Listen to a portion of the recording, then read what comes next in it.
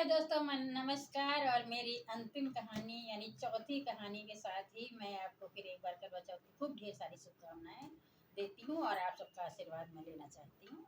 मुझसे बड़े छोटे जो भी हैं मुझे आशीर्वाद दें। मैं हमेशा सौभाग्यवती रहूँ और ऐसे ही करवा चौथ मनाती रहूँ। तो चौथी कहानी कुछ इस प्रकार है कि एक बेटी थी, उनके कोई भाई नहीं था।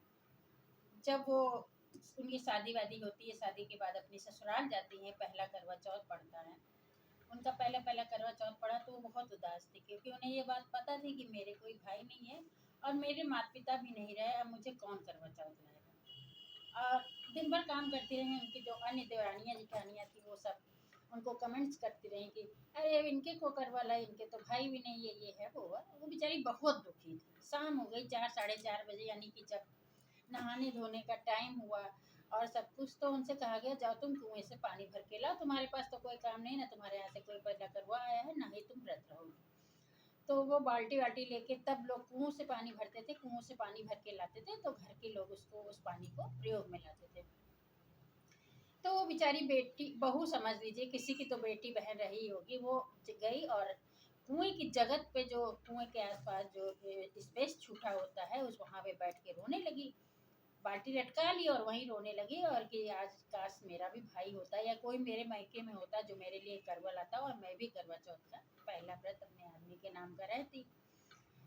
रो रही थी, जार जार करके रोने लगी, और उसका एक आंसू कुएं में टपक गया। कुएं में टपका तो कहते हैं कि फिर मैं बार बार उसी बात को इसलिए दोहराती हूँ कि आज का बहुत मॉडर्न ज़माना है। आप लोग कहानियों को हास्यास्पद की स्थिति से ना लीजिएगा। ये कोई हंसी खेल की बात नहीं है। तब बहुत अच्छी अच्छी कल्पना की जाती थी और उनको यदि विश्वास के साथ देखा जाता था तो फलीभूत भी होती थी। अब तो किसी चीज़ में विश्वास नहीं होता। तो कहानी उस टाइम की है जिस टाइम हर चीज़ पर अंधा विश्वास होता था। तो वो जो कहने का मतलब सुनिएगा और समझिएगा, वो जो बूंद आंसू का चुआ वो कुएं के पानी के अंदर जाके, अंदर वहाँ एक नाग बाबा रहते थे, उनका बेमौर बोलते हैं। आप आम भाषा में समझिए, उनका बिल था, उनका रहने का स्थान था या होल था। वो सो रहे थे, बाबा नाग बाबा सो रहे थे, उनके ऊपर टप से गिरता जाके। तो क्योंकि नींद में थे तो कहने लगे इतना ठंडा शीतल पानी कुएं का, और ये कौन है जो ये गरम गरम आंसू आज त्योहार के दिन बहा हुआ रहा। कोई दुखियारी ही होगी जो आज के दिन रो रही है। नहीं तो आज के दिन तो सब तैयारी करते हैं, आज करवा चौथ है।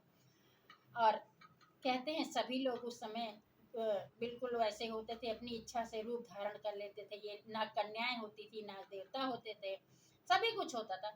तो नाग देवताओं ने एक अच्छे से छैल छबीले भाई का रूप रखा, युवक का समझिए, भाई का नहीं, युवक का रूप रखा, और रूप बदल करके कुएं की जगत पे ही आ गए जहाँ वो बहू या बेटी बैठी रो रही थी। उन्होंने कहा काहे बिटिया, काहे रो रही बहनी, काहे रो रही, आज तो त्योहार है, आज तुम रो रही हो। कह लगे कि अरे जाओ आप, कहाँ से पता नहीं कहाँ से आए गए, एक तो हमारा दिल दुखी है, ऊपर से अभी तुम 18-20 साल के नए नए लड़के हो, तुम मेरा दुख क्या जानोगे, खाली बोली बोलने के लिए आ गए। बोले नहीं बहन बताओ तो, हमसे जो मदद हो सके हम कर बे, तुम बताओ काहे रो रही हो।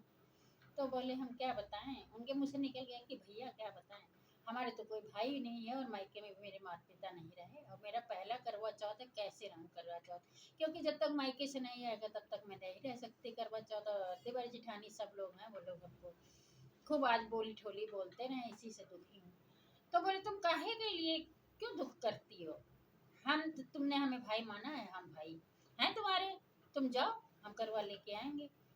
बहन वो बेचारी क्या करे, पानी वानी भर के गई, वो उस चीज को उसने सच नहीं माना। बोला कोई होगा हमारी चिकाई कर रहा है, इस टाइम में कोई हंसी कर रहा है मेरी। और वो अपने घर में गई पानी लेके और घर के काम निपटाने लगी। 4 साढ़े 4 बजे वो पानी भरने आएगी। आई ही थी 5 6 बजे 7 बजे, सब लोग जब तैयार होने लगते हैं, अब वो तो चुपचाप बैठी है, अपने देवरानी जिठानी सब लोग मार खूब तैयार हो। तो तब तक ये हुआ कि दरवाजे से संदेशा आया। तब दरवाजे पे लोग आए, पुरुष लोग बैठे रहते थे कि भाई फलानी के भाई आ गए, छोटी वाली बहू के भाई हैं। तो कहने लगी कौन हमारे भाई हैं। वो घटना वो भूल गई कुएं वाली, और ना उसने उस चीज को उस समय सत्य ही माना था। वो बोली ऐसे ही है।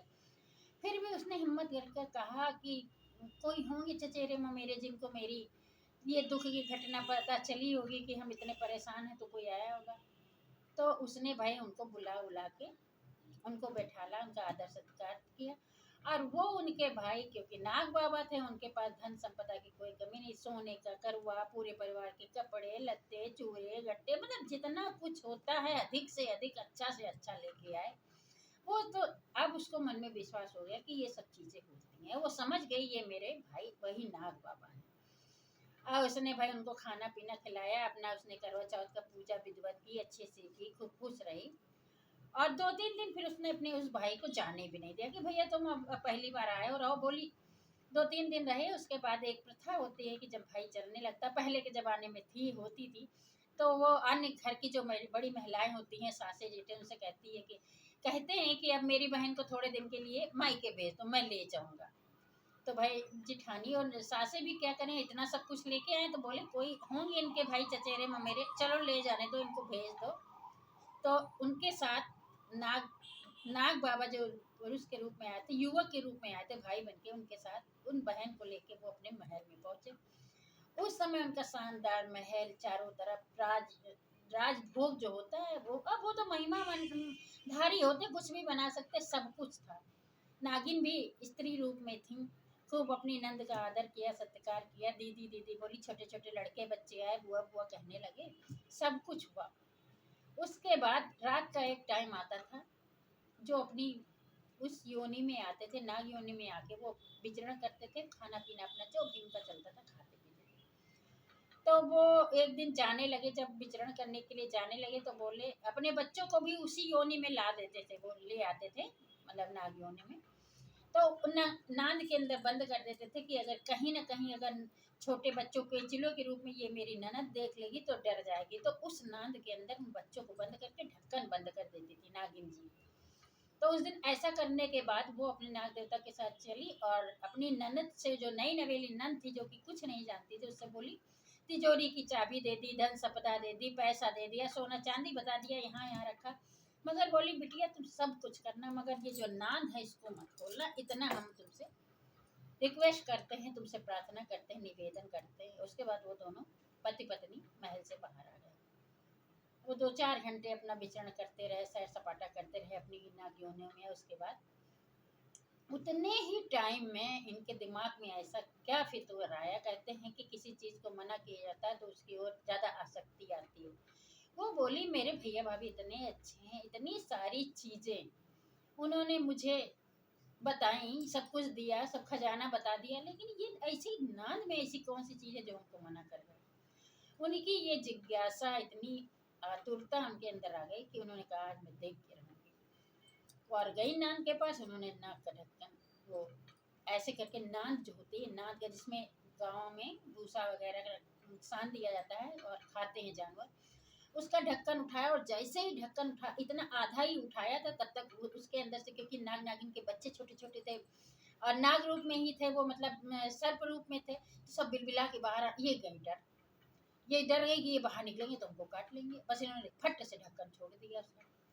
अब जब ढक्कन छोड़ दिया तो भैया किसी की पूंछ कट गई, किसी की थूथुन कट गया, कि कोई काना हो गया, कोई लंगड़ा हो गया, कोई खुतरा हो गया, ऐसा हो गया। अब बस वो डर गई, चुप्पे नान रख दिया, बंद कर दिया। और जैसे भैया भाभी उनके भाई भौजाई के रूप में आए घर, कहने लगे कि भैया भाभी उनका भेजो, हम जाएंगे, डर इतना गई, हम चले गए। वो जान गए कि कोई अपराध हमसे हो गया।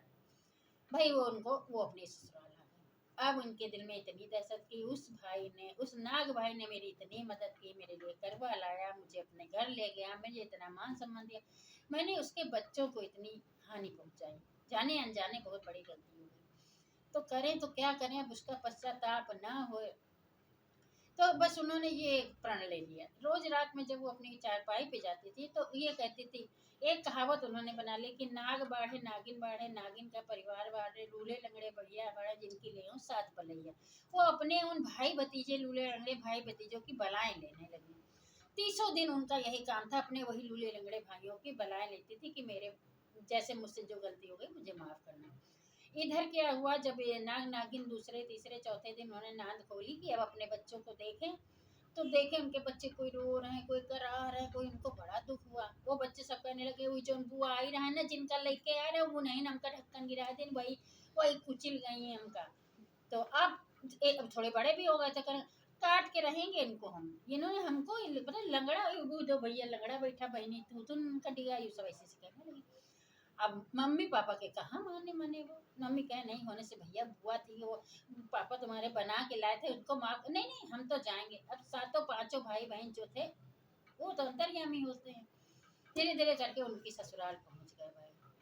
और कोई जना क्या कहते उनकी खटिया के पावे में लिपट गया, कोई जूतों के अंदर बैठ गया, कोई दिया के नीचे घुमड़ी मार के बैठ गया। सब तरह सातों भाई बहन बैठ गया कि आज काट लेंगे और ये बुआ से अपनी बदला लेके जो हमको इन्होंने लूला लंगड़ा अंदर काना बनाया है ना, ये बस ये मर जाएंगी, छुट्टी मिल जाएगी, हम लोग जो है आराम से अपना बदला ले लेंगे।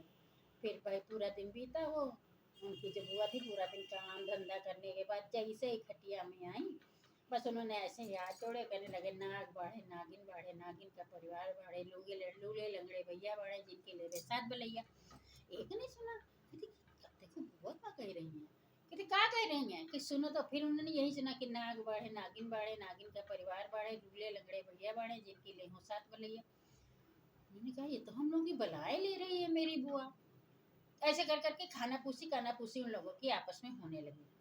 अब बेचारे कहने लगे बताओ इतने दिन हो गए हम लोग इतने बड़े बड़े हो गए सर्प योनि में हम लोग विचरण करने लगे और अभी भी मेरी बुआ हम लोगों की खैर सलामती की मेरी खैर की हम लोगों की बलाएं लेती है। अब इनको माफ़ कर दो क्योंकि हर चीज़ का अपराध का अंत माफ़ ही होता है।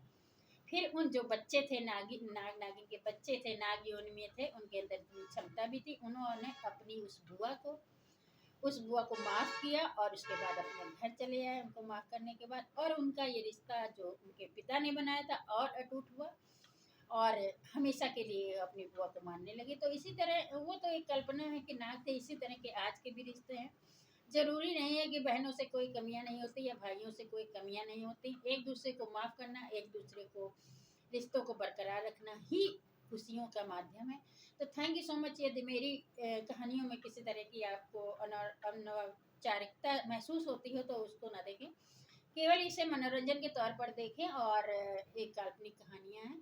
तो एक बार फिर मैं करवा चौथ की ढेर सारी शुभकामनाओं के साथ आप लोगों का हार्दिक हार्दिक अभिनंदन करती हूँ और विदा लेती हूँ। ये मेरी चौथी कहानी है। मेरी कहानी आपको जरूर पसंद आई। Bye bye. छोटो हमने कैप्शन